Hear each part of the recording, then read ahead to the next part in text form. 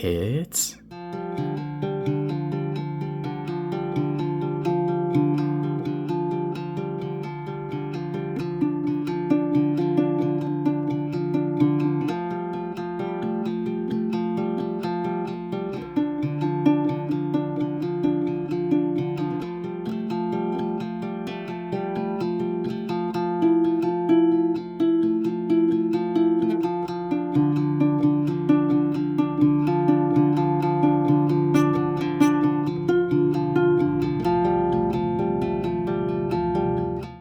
the art of action figures. Taking a look at the SH Figuarts Qui-Gon Jinn from Star Wars Episode 1, The Phantom Menace. This is the 25th anniversary release, new here in 2024. Figuarts has been going back to some of their old Phantom Menace figures from like 6 to 10 years ago at this point. Obi-Wan and the B-1 battle droid are being re-released. Qui-Gon and Darth Maul have reissues with some updates, mostly new accessories, which we'll talk all about. And then Jar Jar is being released for the first time. And I'm really hoping that Queen Amidala in the Theed Palace dress makes a reappearance at some point. I've always been fascinated with Qui-Gon as a character. He just has this very peaceful, gentle presence, and at the same time, enigmatic. We're going to be talking about all of the plot spoilers for The Phantom Menace, so if you've missed it in the last 25 years and you don't want the ending spoiled, go watch it, then come back. Qui-Gon's probably somewhere in my top 5 favorite Star Wars characters, and he would be an easy number 2 to Padme if he maybe stuck around for a few more of the films. But as you know, his sort of untimely death at the end of Phantom Menace is very untimely indeed. I think that's why that battle is called the Duel of the Fates, because his death pretty much spells a cruel twist of fate for Anakin. Instead of being trained by basically the perfect master for his situation, is instead going to be trained by a very inexperienced, not completely compatible master.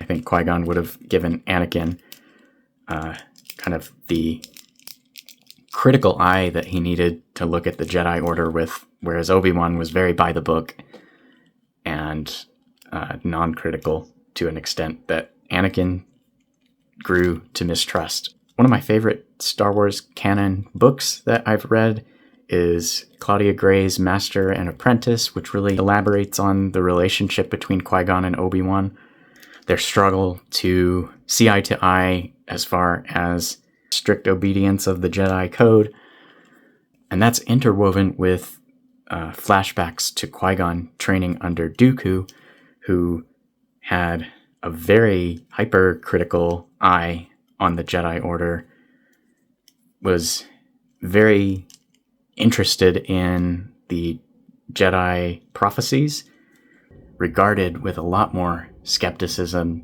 and even regret. They're seen as kind of a taboo form of Jedi mysticism that is no longer practiced for good reason. When Qui-Gon is encountering Anakin and believes him to be the chosen one who must bring balance to the Force, the Jedi Order may not have even believed that that was a thing that was happening at all, or that the Force needed balance brought to it, or that any of that held any significance to them. Very interesting book. I actually really enjoy it. I've read it a couple of times, and I probably will read it again after going to see The Phantom Menace. Makes me want to spend more time with those characters, and that's a great way to do it. So let's talk a little bit about this figure. I'm very pleased to be able to get this figure. It is some kind of web exclusive in Japan, so you have to go through Japanese retailer, and it was not very easy to come by. I think your best bet at this point is probably eBay, but you'll have to pay a little bit of markup, and that stinks. I wish that Figuarts could just distribute their figures in North America, but I think Hasbro's license with Lucasfilm is exclusive, at least in this region. It does inflate the price a little bit, but I think they are aware of that, and they really packed this release full of fun, useful accessories from the movie. So we're going to take a look at all of that. I've got tons of posing and pairing ideas. Just as this figure was being released in Japan, Hasbro went on their May the 3rd, May the 4th live stream and announced that Black Series is getting a Duel of Fates 3-pack that includes a brand new Darth Maul, updated from the Wave 1 Darth Maul way back in the first wave of the entire line. So that's awesome to see that figure get updated, and the update looks really good. And it also includes reissues of the existing Padawan, Obi-Wan, and Qui-Gon figures, and all three of them have a soft goods robe, which is pretty cool. I actually think the Black Series Qui-Gon likeness is one of their best. I've actually owned the Black Series Qui-Gon in the past and just found it really stiff and clunky. If you just want a really good looking Qui-Gon to put in a neutral stance display, I think that is definitely going to fit the bill. But through this review, we'll talk about the packaging, the accessories, the articulation and range of motion of every joint. And then we'll go ahead and swap on some of the accessories, go over details, take some photos, and size comparisons will kind of be baked into that just through the photos. Let's go ahead and start with Qui-Gon's packaging. This 25th anniversary Qui-Gon comes in an updated box from the original release. I'm guessing that's to accommodate a lot of accessories. It also now includes a window, which the original didn't have because it was a web exclusive. It's just a little bit wider than what I would call like the standard Figuarts box. It's also a little bit deeper, as you can see. This is the Padawan Obi-Wan figure. The design and graphics for the box are your standard SHF Star Wars at this point. Across the bottom, Bandai Tamashii Nations logos, designed by Tamashii Nations in Japan, Bandai Spirits made in China. This gold lettering that's kind of hard to read depending how the light hits it. Star Wars Episode 1, The Phantom Menace, SH Figuarts, some info about SH Figuarts, and then of course, lovely window, Bandai Namco across the top right, Qui-Gon Jinn, Star Wars The Phantom Menace. Around the left, we just have Star Wars, Tamashii Nations quality seal. This is your authenticity sticker. On the bottom, just some Bandai Spirits distribution information. My box unfortunately got a little bit damaged in shipping. We'll talk about his likeness. That's one of the main things I want to focus on with this figure. I think it's so important for these live action human characters, and SHF is just so inconsistent, and it's very interesting to me. I don't really understand how things can change so much from one release to the next, and often for the worse. But this Qui-Gon, the sculpt is the same, the deco is a bit different from the original release. Along the top, it's very similar to your left-hand side, just Star Wars and SHF logo. And then across the back, we have all of the product photos, and you can see this is where my box got a little bit smashed. Nice metallic sheen behind the arrangement of product photos, which show off the different accessories. Warning, choking hazard, small parts, not for children under 3 years, ages 15 and up. So we're going to have some small parts, some delicate parts probably, and yeah, let's go ahead and break them out. Not in the greatest condition, but I'll still show off my trusty hobby knife opening technique. You could probably use a letter opener or something dull, just to be a bit safer, but do always be careful with these knives. If you're using a knife, they are quite sharp. And I think this is probably your production batch number, some Tamashii website QR code. And just to set the figure aside for a second, I want to take a look at this backdrop, which is recreating one of the movie posters. Love this movie poster design. I've always loved the costumes, especially in The Phantom Menace. Yeah, it's a really cool poster. I love the two suns. I love the Naboo starship design over here. Bare Metal 3PO in the mix. Jar Jar doing his Jar Jar thing. Looming over all of it is the Phantom Menace Darth Maul? Darth Sidious?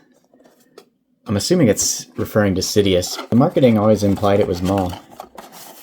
But sort of like staging of those posters always implied it was Darth Maul. We also have a little instruction pamphlet. It's pretty straightforward, just showing you how to use which hands go with which accessories, which is pretty self-explanatory, but sometimes it can be a little unclear, like which hand's for the lightsaber versus the communicator. Thankfully, they do a good job laying it out in the box so that it's pretty obvious. But it shows you how to swap the faces. Do not misplace your communicator. How to swap the hands. Match the mounting shape, warning delicate for the little ship. And then here it shows you how to swap the lightsaber blades, how to put the handle in his hand. More warnings about delicate parts, paint rubbing off, on how to put the hilt on his belt. Cool. Straightforward enough.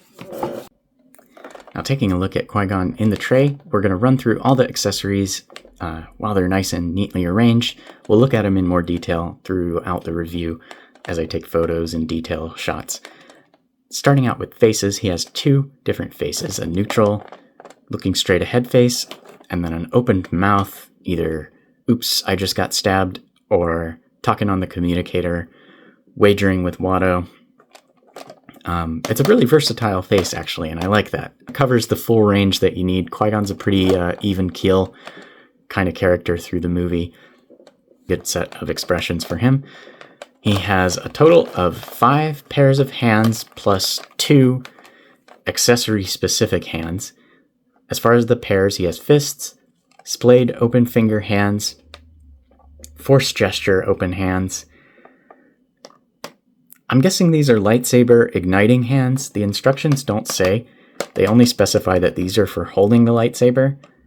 So 2 different gripping pairs of hands. One definitely for the lightsaber, another possibly for the lightsaber as well. And then he has a hand for the communicator, as well as a hand to hold his hologram disc.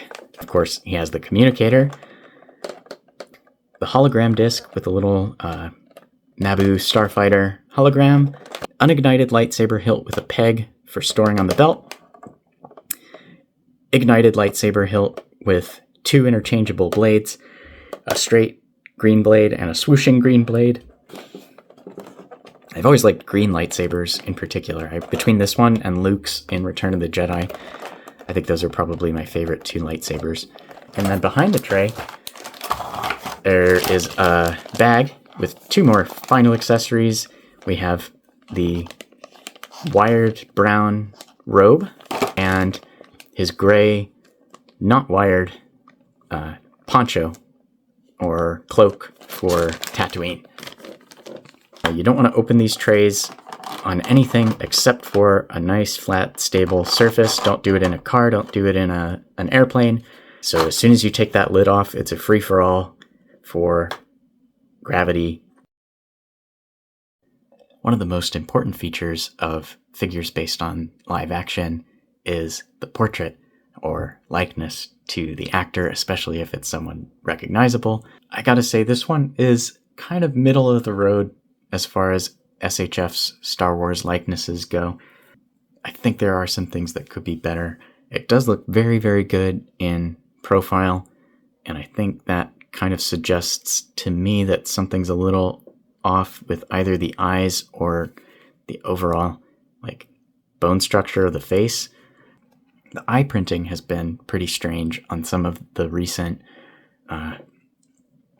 Star Wars Figuarts. It doesn't seem to catch direct light very well. It's almost like they've designed it more for kind of ambient room light. So if I just kind of put the light wherever and let it fill the space, you can see it doesn't look that strange. But if I really bring him in close, and shine the light on him more directly, you just start to see all this kind of speckling from the printing process. The lines around the eyes are very dark, and the eyes themselves are just very, very icy blue, which is kind of unnatural looking. It's a little bit ice zombie. Did kind of a digital mock-up of how I would modify the paint to touch it up. The skin tone, you could maybe mess with a little bit to put a little more red into it. The hair color is pretty good. It could maybe use a little bit of lighter gray and lighter blonde streaks. Maybe got a little bit dark. The transition from printed to painted beard actually works pretty seamlessly. The blend is pretty good, but the color match is a little off in that his hair is just this more olive color, and the beard printing skews a little bit gray, salt and pepper. And then as far as his eyes, something I tried was just kind of doing a very light brown mask with the airbrush over the eyes, over each of them, and that helps to just kind of denoise the area a little bit. It also has the effect of kind of darkening the pupils a little bit, taking some of that icy blue and turning it into more of a aquamarine blue. And that, I think, goes a long way, at least towards making him look a little bit more human. The hair does have some like brown wash through it, but they got a little splotchy with it on the top. Forgivable, it's hair, but could have been a little bit neater, I think. Yeah, and to swap the face, it's probably easiest if you remove the head from the body first. You can see the structure of the neck has a double ball joint and single ball peg going into the tunic. And then once you have the head removed, you can just kind of separate this from the seam. Probably easier to do if you're not wearing gloves. This is just like a little sculpting tool, and it just has some thin little wedges I can drive between parts as needed. Let's go ahead and reattach the back of the headpiece. Easy enough. You can see the two pegs and the block that connect to the face. Let's see, those go on. No problem. The seam, it's visible, but I think this figure maybe predated the Rey from The Last Jedi, but that figure had a pretty clever design for the same sort of hairstyle. You can see behind their ears there's another seam where the hair is pulled back into the ponytail, and with Qui-Gon they did not utilize that other than to attach the lower hair, but for Rey they actually made that the point where the faces attach, and I thought that was really cool. So yeah, I don't know if this figure was developed before or after Rey, but yeah, it doesn't bother me in the slightest. It's on the sides and the top of his head, which are just not that frequently visible. And other than that, I'm pretty okay with seeing some seam lines here and there on figures. And I'd much rather he have a seam line and an alternate face than no alternate face at all. Take a look at this one in close-up and see how that likeness looks. I think it's pretty similar in most ways. I didn't do any kind of digital touch-ups on this one, but yeah, it's pretty similar notes to the other face. Just the eye printing is really odd. The beard, while the print itself is good, the color is just a little bit inconsistent with the rest, but That's not uncommon for beards. I just don't think it's right for Qui-Gon's beard. The inside of his mouth has just a touch of gloss finish on it. Can you see that? That's pretty cool. But yeah, this face, again, probably same notes as the other one. The eye printing just speckly. The pale icy blue and the dark eyeliner is just not doing it for me. If you pull it away from the lights, the effect kind of diminishes and he looks a little bit more human. But yeah, it's definitely a little bit strange. See, that's not too bad. With a little bit more even lighting on him, the eyes don't stick out quite so much. I think it's more meant to look nice in ambient light. And that might... But yeah, there's definitely some improvements that they can work on.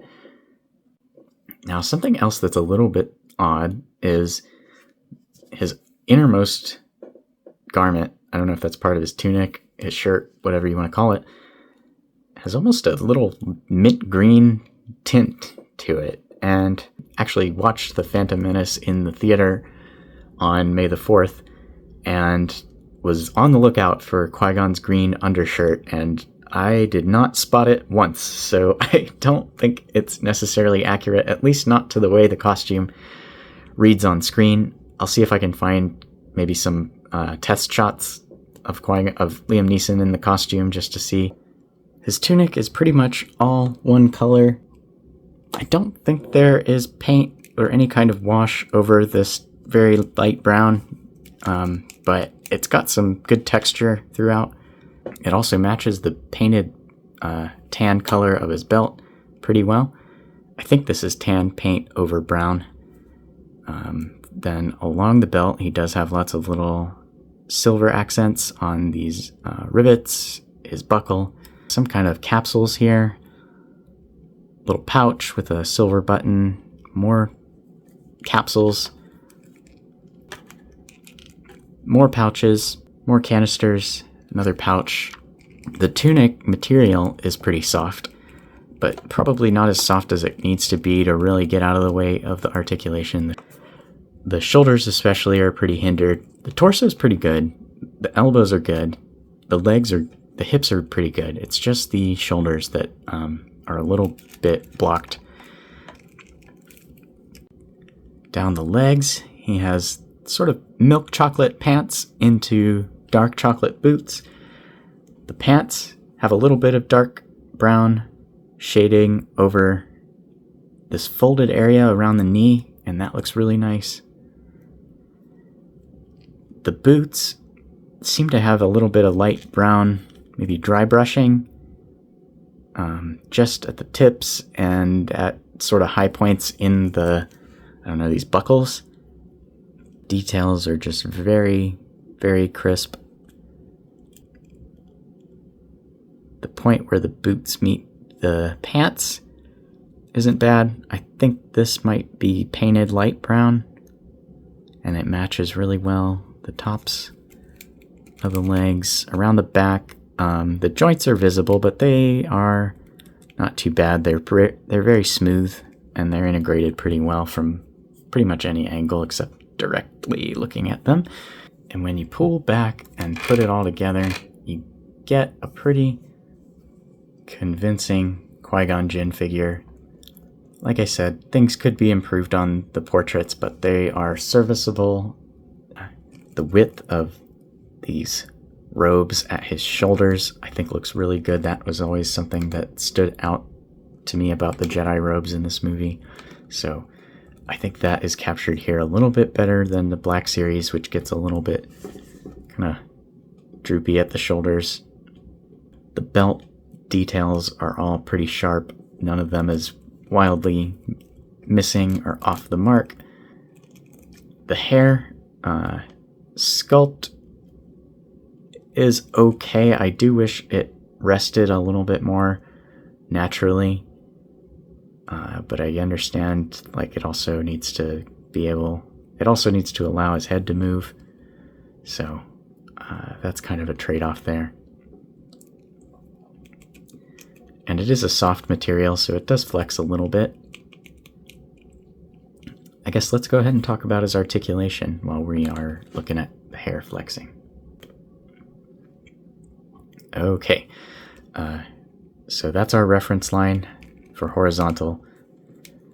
On that 3-ball neck joint, he looks up really nicely, past 45 degrees up, which is phenomenal, especially with all that hair. And looks down a good bit too, probably about 45 down. The shoulders are on a ball peg a long ball peg into the torso, and they can swivel around the ball. They do go out as they're articulated up. You can kind of push them in. I do worry a little about stressing the tunic material there when I do that.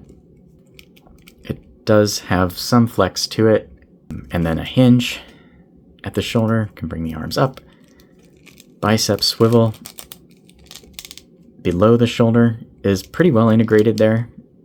Actually, I think that looks nice. It's kind of like the way they've been doing some of the pants on the Dragon Ball figures. People don't seem to like it, but I think the point is to help the cut blend into the folds, kind of blend in with the folds of the fabric, and that's why you can see it kind of follows the trend here on these wrinkles here. At least that's the way it reads to me. His elbows are very interesting. They're on long ball pegs going up into the shoulder, and then single hinge going into a forearm peg swivel. If there's a swivel in there, it's not moving, so I would just assume you only get swivel in the ball joint going into the upper arm, but you can see that in there. That's pretty unique. I haven't seen this outside of Star Wars for SHF. Maybe Marvel does it too if they have this style elbow joint. But it basically just gives you a little bit of extra elbow range, as well as forearm swivel, which doesn't look great because of the way the sleeve is cut, because of the way the sleeve is draped. But the wrinkles look really natural there. They look best when the arm is slightly raised, I think. They don't look too bad when relaxed. Here's with no articulation of the ball joint, and then here is with a little bit extra tilt from the ball joint. You can see that this elbow has started to kind of go outside of this pocket here, and you want to be careful when closing that hinge. Make sure the elbow goes into the pocket. His arms don't quite go straight forward or straight back. His wrists are standard Figuarts style swivel hinge, swivel wrists. So they allow the hands to hinge up and down, as well as swapping the hands so far has been pretty good. They're fairly soft, and so some of the Star Wars Figuarts, I don't know, for whatever reason, have some really tough hand swaps, but these ones are pretty easy. They also hinge in and out, or anything in between. His torso articulation is just a double ball peg between the lower torso and the waist piece, but it does work pretty well. The belt is floating between the two, and is soft and flexes. It does crunch forward quite well, probably about 45 degrees there. And then with the neck combined, can look down pretty directly to the floor. Going back, it's probably, that's one problem, is it does tend to separate on me pretty easily. And it can be a little bit tricky to put back on. If it happens, the best way I've found is to slot the belt onto the torso. It gives you a little bit more visibility. That allows you to see the hole and the peg at the same time, so you can line it up and push it back together. If you try to go the other way, you can't see both of them at once, so it is just kind of hard to line it up, and the peg likes to get tilted out of alignment and things like that. So straighten the peg, thread the belt over the lower torso, line them up, and it should push right back together. Okay, if I try to push it any more than about 30 degrees here, let's see, plus his head, maybe 70 up, maybe gets about 70 degrees up plus the head. But if I tried to push the torso any more than this, it just pops apart at the waist pretty easily. Drop down ball peg hips, which is pretty typical for the Star Wars Jedi. They kick forward really nicely, past 90 degrees forward. The skirt is pretty pliable, a little bit stiff, kind of the same material as the shirt part of the tunic. He doesn't kick directly back. That's about as far back as I can get him to go at an angle before running into that skirt piece, which is a bit stiffer. And then you want to make sure these are overlapping as they're supposed to. Knees, single hinges, no swivels on either side, which is a little odd because there is also no thigh swivel other than just the little at the top. It gives you maybe 30, 40 degrees out to the side and 5, 10 degrees in. No swivel at the knee, but they only bend a little past 90 degrees. That means he's not going to be able to pull off this pretty well-known meditating pose, as well as the Hasbro one showed. He can do it okay. I mean, that's convincing enough from the front. Just don't look at him from the back or the side. Ankles really don't go down more than 20, 30 degrees, and then up about the same. Plus, then he also has a nice toe hinge. It can also flex down. I'm not sure it's supposed to be doing that, though. It looks a little odd, but it is something I sometimes like to do. Let's talk about side-to-side range of motion. To do that, we'll bring his arms up into a T-pose. They can go a little bit beyond a T-pose, thanks to that inner ball joint inside the shoulder cup there, before they start to hit the tunic. Bringing them down to a T for reference now. Side to side movement of his head is good. The hair flexes out of the way, but I would be cautious leaving him in a pose like this for an extended period of time. It might deform the hair. All together, tilting maybe 60 degrees or so. So not bad. Legs kick to the sides pretty well, but do get pushed by the skirt to maybe about 45 degrees on either side. Ankle pivot, again, just comes from a single ball peg joint at the foot there, and it's really not that great. If you pull the arm out like this, the shoulder piece, I believe, goes this way with the straighter edge towards the outside and the more angled edge towards the inside. If you pop the shoulder out, I would recommend first putting the shoulder cap into that socket, and then you can pretty easily put the arm. And now I have the opportunity to demonstrate that again.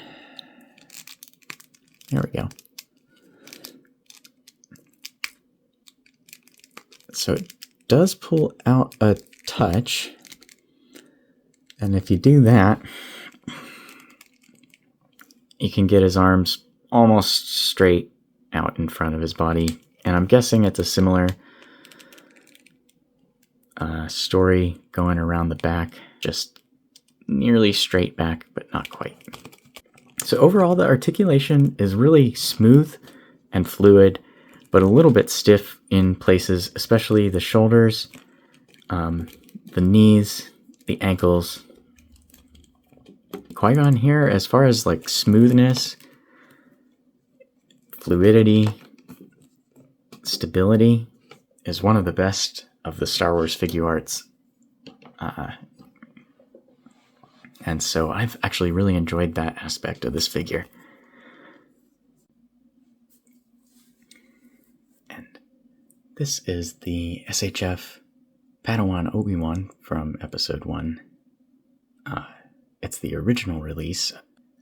One thing that's a little unusual is the reissued Obi-Wan does not come with his Jedi robe to match Qui-Gon. This is a robe by GP Slot, and it's decent. It's not perfect. The color may be a bit pale, and the fit is not necessarily specific to this Padawan Obi-Wan body. It could use a little bit more wiring throughout, like it doesn't have any wire across the bottom of the robe here, or through the hood. So the hood, you can kind of get it to hang behind him, but wearing it is pretty much out of the question. The stitching is not quite as tight as the Figuarts, but the material is, what it reminds me of is the Glavis Ringworld Mando cape from Black Series, and that's not a bad material. Pretty pliable, and tends to drape rather smoothly, but that's not the worst thing when dealing with 1/12 scale fabric. Qui-Gon's robe is official from Figuarts, and so let's go ahead and get a good look at it. The wire is interesting here. Instead of how GPS Slot runs theirs around the neck, this one is running around the hood, but there is no wire around the neck.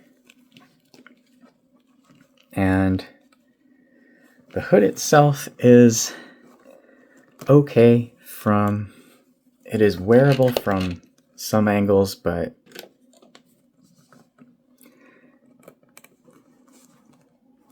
I do remember they tend to wear their robes pretty loosely. So the wire works pretty well here to just kind of drape it over his shoulders. It's not tight around the neck or anything. I think you could probably adjust it that way, especially with this hair, to help hold it down. But I think this is maybe more accurate to the way they wear them in the film. Or maybe it's just like action scenes, they get kind of pushed down to the shoulders. But yeah, you can see the stitching is nice and clean through here. They've actually done 2 stitches up the side just to give a smoother finish towards the front, and that works really, really well. That works great. There's also a wire across the bottom, and that is fantastic. That really helps pose the robe. Maybe some wire in the sleeves and a little bit going up the back and up the middle of the hood. They could have possibly put some wire along these stitches, kind of like the Darth Vader cape, but it's not the most critical, like highly posable cloak robe. So as long as it drapes pretty well and honestly, I don't even remember if he wears the hood except for the opening scene. You can pretty much get it to fly up behind him, out 90 degrees.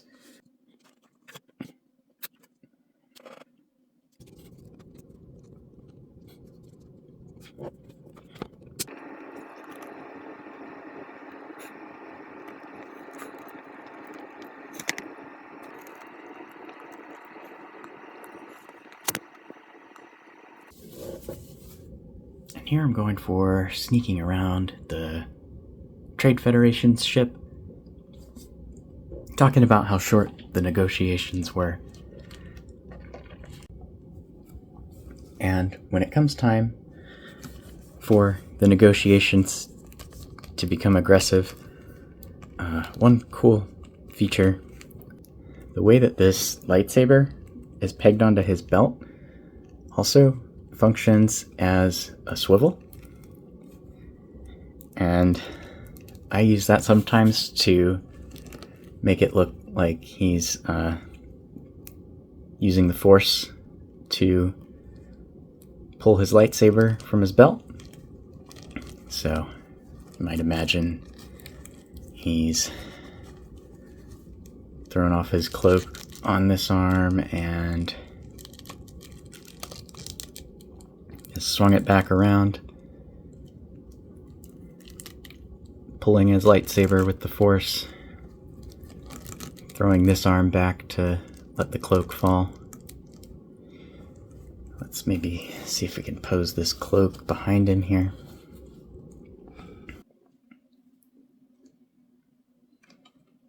Really wish Qui-Gon had shown up more in the Obi-Wan Kenobi series. That was pretty much my biggest complaint.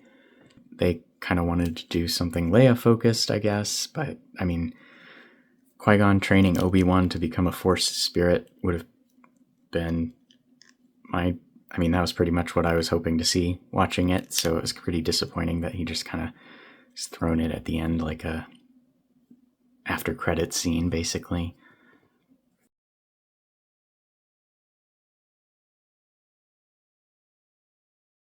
The robe is not only good for Qui-Gon, it'll also work for any Jedi that's roughly that shape that needs a brown robe. So here I've got it on the Attack of the Clones Anakin from SHF. It'll probably work just as well for Revenge of the Sith.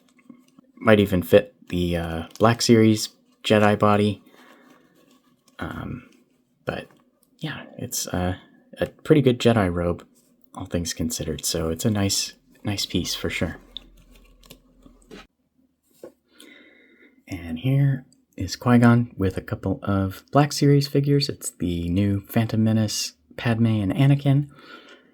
Not the exact Padme for this scene, but it's the one we've got. So you can see how Qui-Gon scales and compares to Black Series here. I think the scale looks great.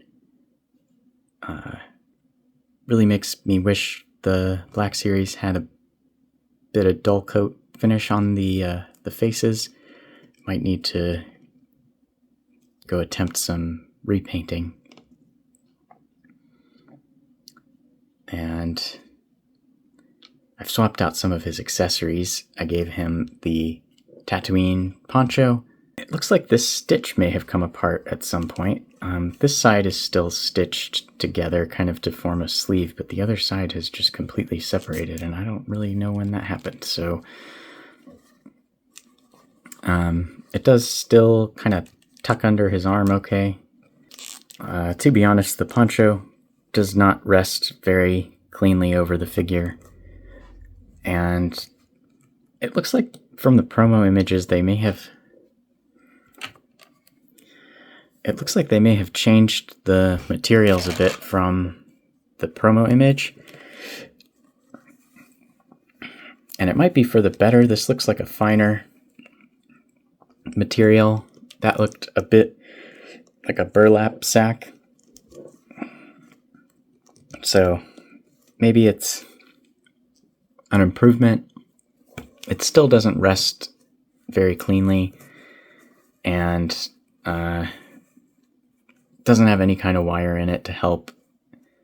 So it's kind of a bonus as I see it.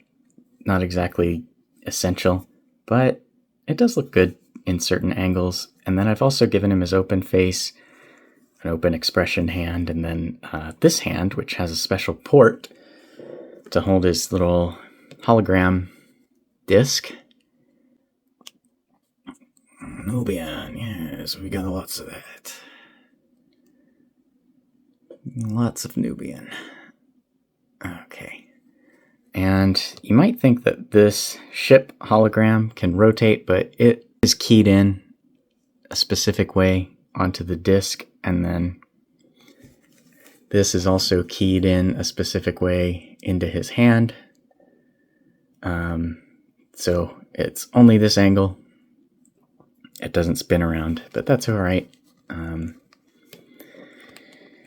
And it is translucent blue plastic, so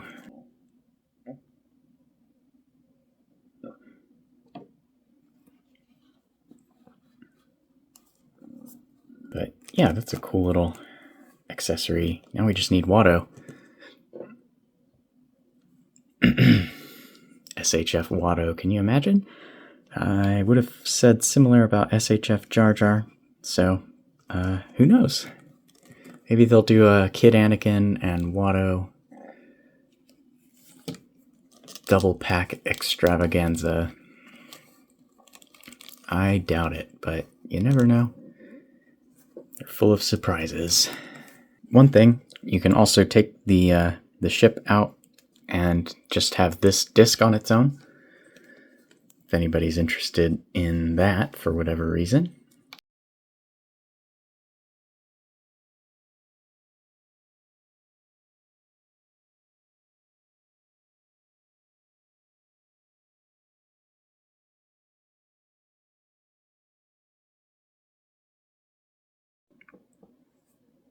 And this is a little homage to the midichlorian sample scene. I've always found this scene really interesting. I know some people don't like the concept of midichlorians, but I was all for learning and hearing more about the Force from someone who studied it as deeply as Qui-Gon. And speaking of Qui-Gon's backstory, something that is not discussed in this scene, but earlier when Anakin says no one can kill a Jedi and Qui-Gon responds, "I wish that were so," it's always sounded like he's thinking about something specific there, but I don't know what it might be. So if you are more familiar with Qui-Gon's backstory and you know what that might be referring to, let me know. Or it could just be like a general worry. But like I said, it always sounds like there's something there that we never really got to see, at least in the movies. Other than it might be foreshadowing the ending, but that would be weird that he would know that. Quick close-up of Qui-Gon's lightsaber.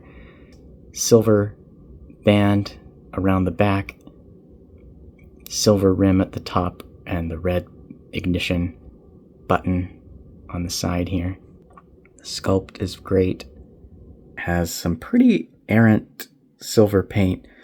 I don't mind personally, just since like this goes in his hand, so you don't really see that. I also wanted to compare this new Qui-Gon saber on the left with the version of Qui-Gon's saber that came with the Padawan Obi-Wan figure, and it's actually a completely unique sculpt.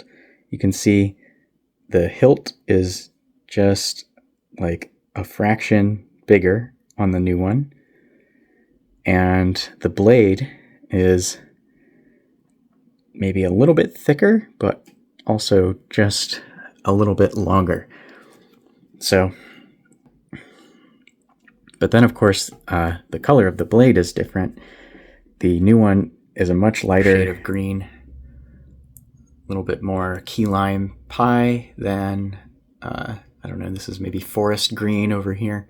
This is the setup for a little Duel of the Fates, and I wanted to just quickly show a few articulation points. To get him into that deep two-hand sword pose, I removed his little shoulder cups. These just go in and cover the gap a little bit more in the shoulder. I took it out just to get a little more range, and in doing so, I figured out how the articulation works, so I just wanted to explain it. There is a tiny ball peg going up right here into this disc piece, which has the socket for the shoulder ball peg to plug into. So it's actually mechanically equivalent to the 3.0 Dragon Ball SH Figuarts shoulders. It's just built a little bit differently on the inside, and I don't think it's as effective, partly because the ball joint in there is really small, but also because the tunic gets in the way in the front, and they really needed to cut away a little bit more of it or allow the shoulders to pull out of the socket and then towards the front. I'm going to kind of try to demonstrate that action. There you go. You can see how that socket can pull out. There's a ball peg coming up in there, and then this little 90-degree socket is where you plug the shoulder ball peg into.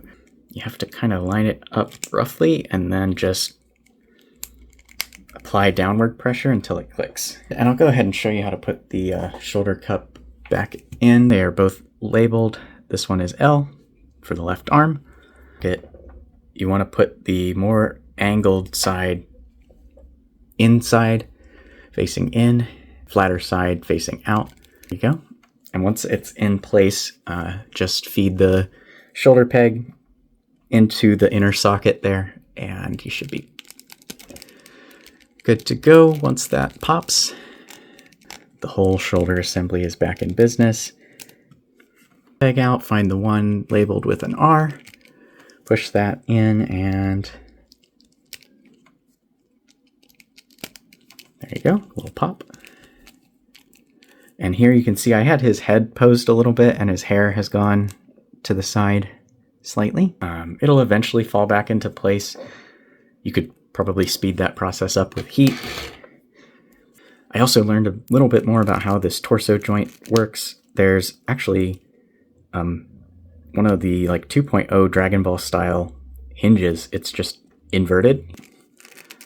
Also explains why he can tilt forward a little bit more than he can tilt back, because that hinge only goes forward, of course.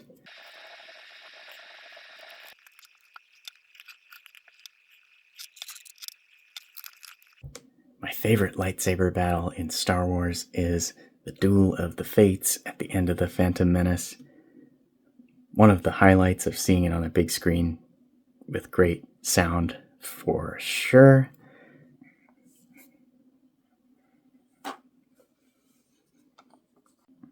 And here's a little variation on the photo I posted over on the community tab on the channel. This idea stems from something I've always found hilarious, which is that Qui-Gon's communicator prop was based on a Gillette razor that was just on the market at that time. And then there's some flippy bits and knobs tacked on and some silver paint, and you've got a communicator. The mirror is the background insert from the SHF metal cooler packaging.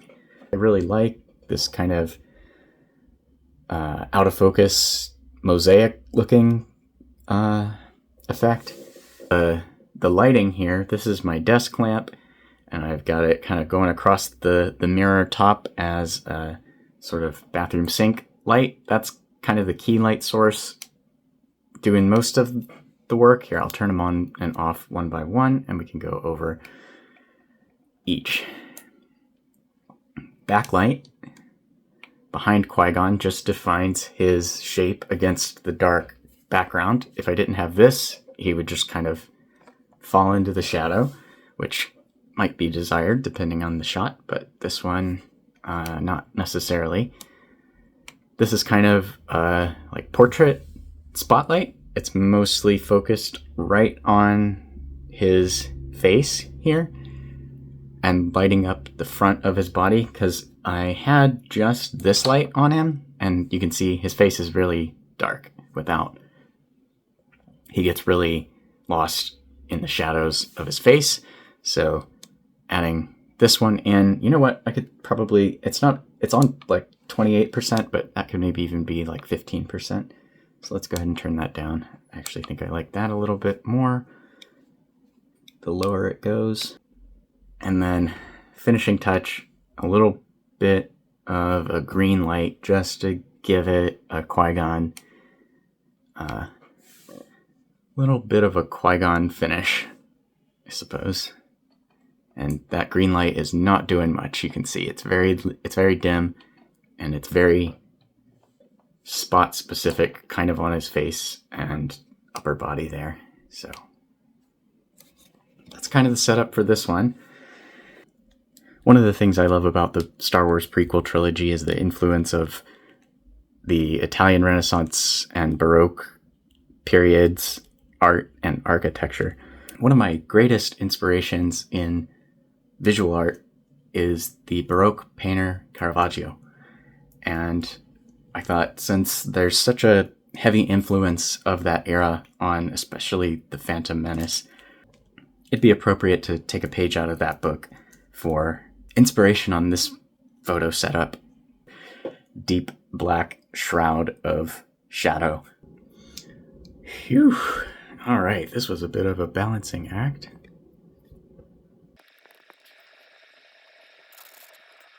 Here I've given Qui-Gon the vroom, vroom, vroom lightsaber swooshing effect for a little Duel of the Fates action. Yeah, so for this pose, secrets revealed, I have a waist clip stand on Qui-Gon here, and Obi-Wan, both on stands. Posing one figure in an action pose is challenging enough. Posing three at the same time is a recipe for Domino's, and I don't mean the pizza. The lightsabers also are pretty delicate. Just really don't want any of those lightsaber pegs to snap on me. The bane of Star Wars collectors everywhere. Yeah, love the Duel of the Fates. I'll probably do some more poses from that scene during the review for the 25th anniversary SHF Darth Maul. Now, I was pretty disappointed with the Obi-Wan Kenobi series, and the biggest reason why was a significant lack of this. To me, it was the most interesting and important connective tissue for Obi-Wan between Revenge of the Sith and A New Hope. This training with Qui-Gon to become a Force spirit, as Yoda alludes to at the end of Revenge of the Sith, and also all of the events of the prequel trilogy to unpack. Like, I would love to hear Qui-Gon's thoughts on Anakin and how that went. It was a fine, decently entertaining show in its own right, but like the opportunity cost felt so high to me here. Like, this would have been so interesting, such a chance to write something really strong and deep and morally complex, and they didn't go for it. And I hope they do if the show gets a season 2 with the little tease at the end of the series. That was not enough for me. I really would like to see more of this. Maybe they thought that was too small scale and needed to get Obi-Wan off of Tatooine. But like, Boba Fett didn't leave Tatooine. They could have had Qui-Gon's training require Obi-Wan to risk traveling to other worlds to commune with, I don't know, places that are strong with the Force. I think that's a concept I think people readily understand. The swamp in Dagobah, for example, Octu, the island where Luke hangs out, well, not to either of those locations specifically, as that would be kind of even greater risk. Some new sacred Jedi site. Overall, I'm pretty happy with the Qui-Gon Jinn from SHF. There are a couple of points of articulation that are a little bit limited, and at the shoulders, knees, and ankles. A little fine-tuning to do on their eye printing, and I don't know, getting it to show up well on camera and in ambient room light. The original SHF Qui-Gon Jinn was a bit of a grail for me for the longest time. That one was also a web exclusive and was pretty limited. The figure's really solid, the joints are smooth, just a little bit of a nuisance in the torso, but like I said, Qui-Gon's easily a top 5 Star Wars character for me. I hope we get to see more of him if Kenobi's story ever rolls around again in live action, or animation for that matter. They could do a little mini-series, Tales of the Jedi, maybe. That would be pretty cool. That would also help them work around getting Ewan McGregor and Liam Neeson signed on, which I'm guessing is probably a hurdle to making this happen. Lots of versatility with the accessories, the soft goods, communicator, the swooshing saber, tons of hands, 2 really good expressions. The only thing that would have been nice is maybe a smiling or smirking expression.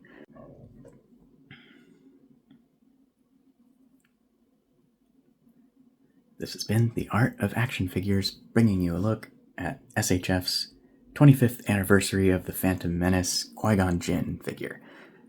Thanks for watching. I'll see you in the next one.